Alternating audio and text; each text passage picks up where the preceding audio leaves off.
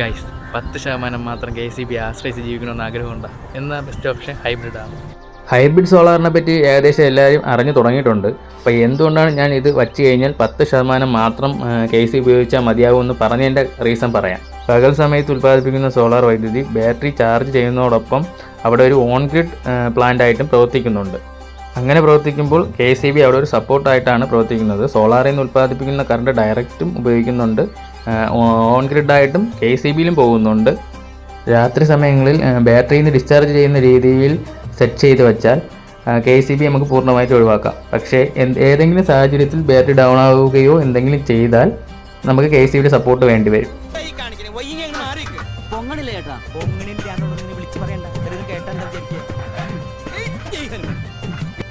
ഇതാണ് ഞാൻ ആദ്യം പറഞ്ഞത്. 10% KCBയുടെ ഉപയോഗം നമുക്ക് കുറയ്ക്കാൻ പറ്റും.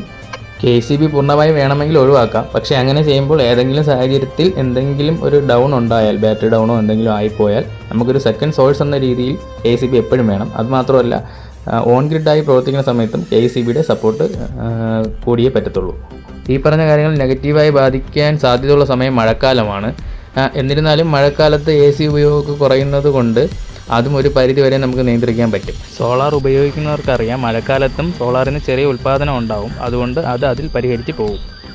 ഇതെല്ലാം ഓരോ വീടിൻ്റെ ലോഡ് അനുസരിച്ച് വ്യത്യാസപ്പെടാം. അതുകൊണ്ട് ബാറ്ററി ഇൻവെർട്ടർ തിരഞ്ഞെടുക്കുമ്പം പ്രത്യേകം ശ്രദ്ധിക്കണം. അത് പ്രോപ്പറായിട്ടുള്ളൊരു സൈറ്റ് വിസിറ്റും കാര്യങ്ങളും എല്ലാം ചെയ്തതിന് ശേഷം മാത്രമേ ഒരു കാൽക്കുലേഷൻ നടത്തേണ്ടതുണ്ട്. അപ്പോൾ അതെല്ലാം ചെയ്തതിന് ശേഷം മാത്രമേ ഇത് തിരഞ്ഞെടുക്കാവൂ. വീട്ടിലെ വയറിങ്ങിനും ചെറിയ മാറ്റങ്ങൾ വരുത്തേണ്ടി വരും. വളരെ പെട്ടെന്ന് റിട്ടേൺസ് കിട്ടാൻ ഓൺ ഗ്രിഡ് തന്നെ തിരഞ്ഞെടുക്കേണ്ടി വരും. പക്ഷേ അഡ്വാൻറ്റേജ് കൂടുതൽ എപ്പോഴും ഹൈബ്രിഡാണ്. ഓൺ ഗ്രിഡിനുള്ള ന്യൂനതകളെല്ലാം ഹൈബ്രിഡ് പൂർണ്ണമായി നികത്തുന്നുണ്ട്. അപ്പോൾ അതിനനുസരിച്ചുള്ള അഡ്വാൻറ്റേജ് നമ്മൾ കോസ്റ്റ് ആയാലും നമുക്ക് കിട്ടും, അത് ഉറപ്പാണ് ഹൈബ്രിഡ് ചെയ്താൽ.